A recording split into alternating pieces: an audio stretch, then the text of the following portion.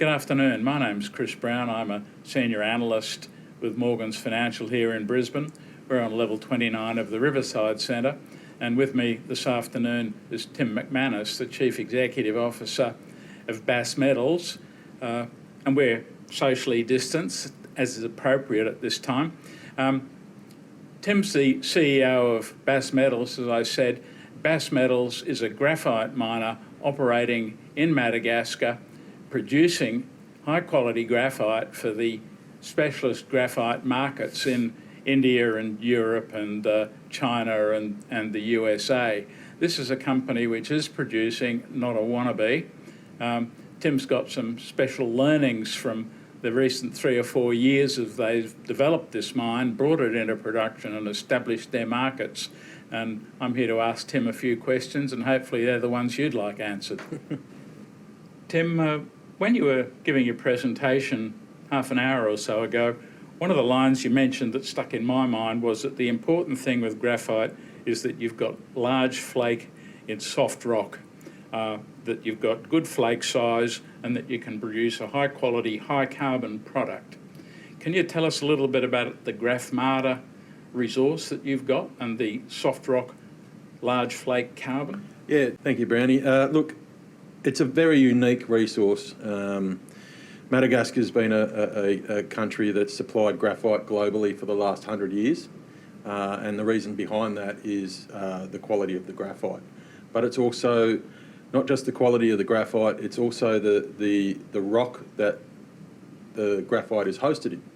So we have about a 40 to 50 metre deep weathered horizon, so very soft weathered rock. In that sits large flake graphite, roughly about 90% large flake.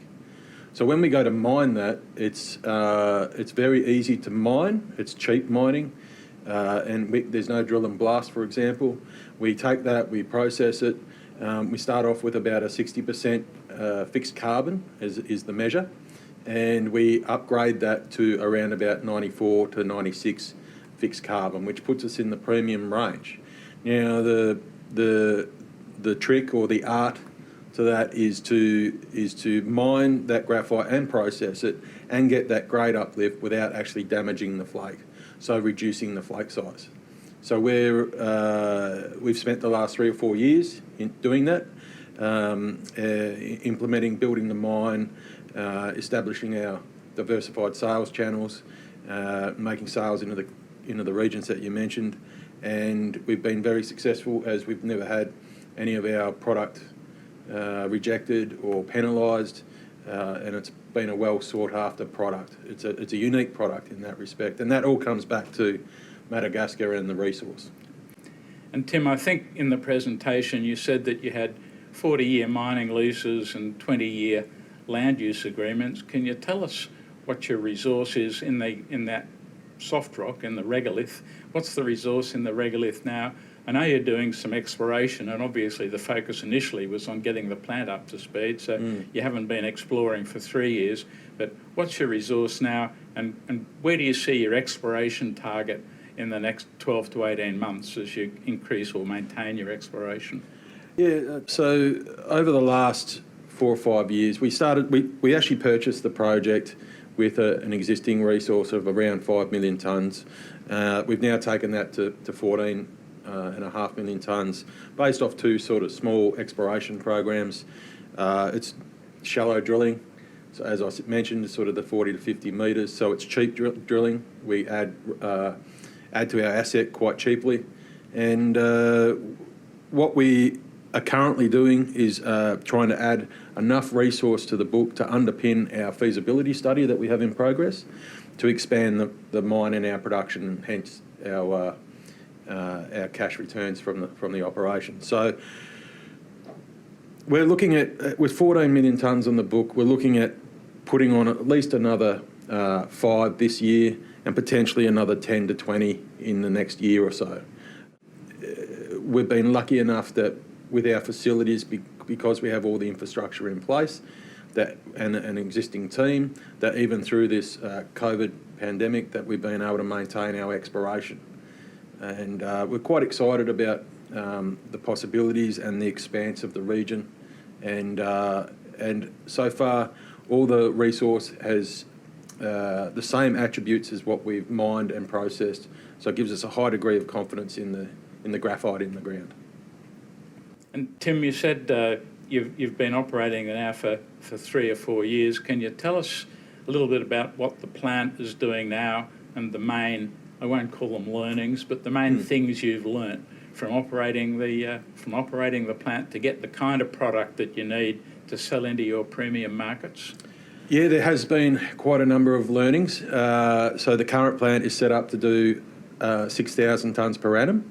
We have actually backed that off a little, and that's primarily because one of the key learnings that we found was the balance between large flake, which is where the margin is for our business, selling large flake concentrates, that's the premium pricing. The balance between our production profile being at around 40 to 60% large flake production and obtaining that high purity and clean concentrate is balanced. So they don't progress together. You have to balance and incrementally improve your processing to bring both up at the same time. And one of the key learnings for me is that as you increase the throughput of the plant, so you go to look to produce more product, those metrics of large flake and high purity start to become a little unstable. And so you have to do this really incrementally, and it's a specialist business in that regard. So I always liken it to one of those balance boards. You've got to maintain your balance with the large flake, the throughput, and the high purity. And if you can do that and incrementally grow your throughput and your production, it places you in a very good position to generate some premium product and hence premium prices and good cash flow for the business. And Tim, you've learned a lot from operating the existing plant, as you say, let's say 4,000 tonnes a year. What are you looking to expand the plant to? Well, we're currently undertaking feasibility studies, and that's being underpinned by our resource growth. So we're looking. We internally think that about 20 million tonnes on the books of soft rock resource will underpin an operation of greater than 20,000 tonnes. We're currently looking at the different modular approaches and our mining techniques, and we think maybe we can push that up to say 30,000 tonnes, but I won't preempt the feasibility study. I'll let that define our growth trajectory in that sense. But what I can say is that all the inputs and the balance and the learnings that we talked about have gone into the feasibility study. So for us, this is not a greenfields feasibility study. This is more of an expansion study based off a lot of knowledge and a lot of expertise that we've developed, and which is part of our competitive advantage, I believe, in that there's not many large flake graphite producers in the world. We're certainly the only listed entity in Australia with the amount of large flake that we produce. So we steadily produce 40 to 60% large flake, whereas globally we're one of only 3 that actually produce large flake. So we think we've got a great competitive advantage, not just in the resource but in the knowledge from the last 3 or 4 years in how to process that, and to extend that further, how we sell that. So this is not a market where you wake up in the morning and you check the LME. This is very much about relationships and very much about confidence from our customers in our product and the consistency of our product, the quality of our product. Tim, the boring production side of the business, but it's a hard one to get right. Marketing's even harder. You are, in fact, selling a high-quality product into the market now. You're one of the few people who is producing into it. There are, as I say, a lot of wannabes. Perhaps you can give us a little bit of a breakdown of the graphite market, where you're selling now, and the areas where you see good growth potential for your product? Yeah, sure. Look, because of the resource, the soft nature of the rock that we're liberating the graphite from, it means that we have a lot of large flake graphite to go across the world. And that has very particular end uses and very particular markets. And the primary one of those is the traditional market of foundries, crucibles, metallurgical, and that can cover everything from the linings in a steel factory. Because of the nature of graphite, it doesn't lose any of its structure until around about 3,000 degrees. So it's an exceptional product in that regard as a crucible. But the growing markets for us are quite exciting. We've already put graphite into the expandable market. We have good relationships with our customers. We talk regularly with them about how our products are moving into these growing markets. And so we've put our concentrates into the expandable market in Europe, which we're highly excited about given the growth trajectory of that market. We've also began working with Swinburne University and Urbix on purifying our graphite even further. So we have a long-term ambition through Urbix in the States to supply our concentrates into the energy sector there, into the nuclear applications. One of the great things about our graphite is not only that it's large flake, but that extra purification step to go into those high-end applications to get to 99.99% carbon, which is what you need for nuclear and to some extent the battery markets as well. You have to start off with a great product, and that's what we have in our concentrates. And we see that as a huge growth market for us, given the strategic importance of the US around their energy supply or confidence on their energy supply and usage. So we're excited with that relationship. And then on the other hand, we have the Swinburne University in Melbourne partnership, where we're looking to seek to develop our own products. Everything from fire retardants to different types of carbon blocks and other applications. So even looking at some graphene applications, we see a real opportunity for us to produce expandable graphite from our high purity concentrates, and as a byproduct actually produce some graphene. And if we can then coordinate that into a downstream product, we will become a fully integrated specialty carbons business from mine to customer. And we're excited about that potential in the future.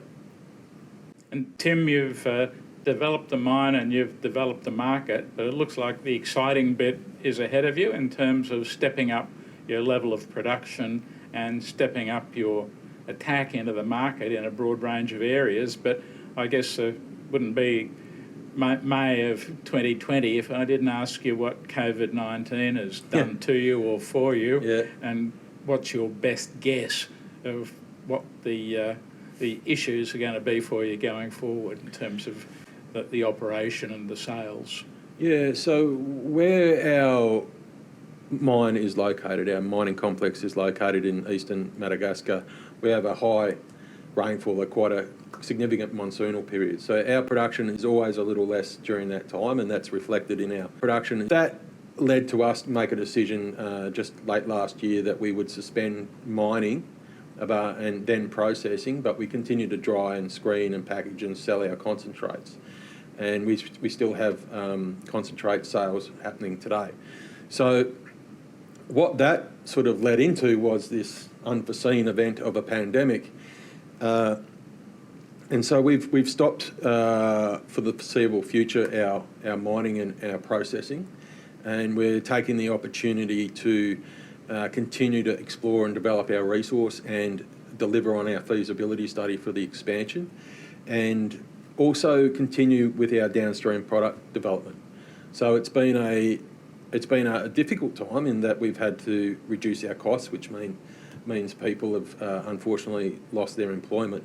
But we think that it's a great opportunity. We've tried to take the positive out of it, that we have an ability at the moment from a low cost base for the company to actually set the company up off a fully de-risked platform producing industrial concentrates to get our next growth stage really well understood and then to implement that. So we're looking to implement our growth stage in the next couple of years, and then part of that is going back into production. But I would come back to how long's a piece of string.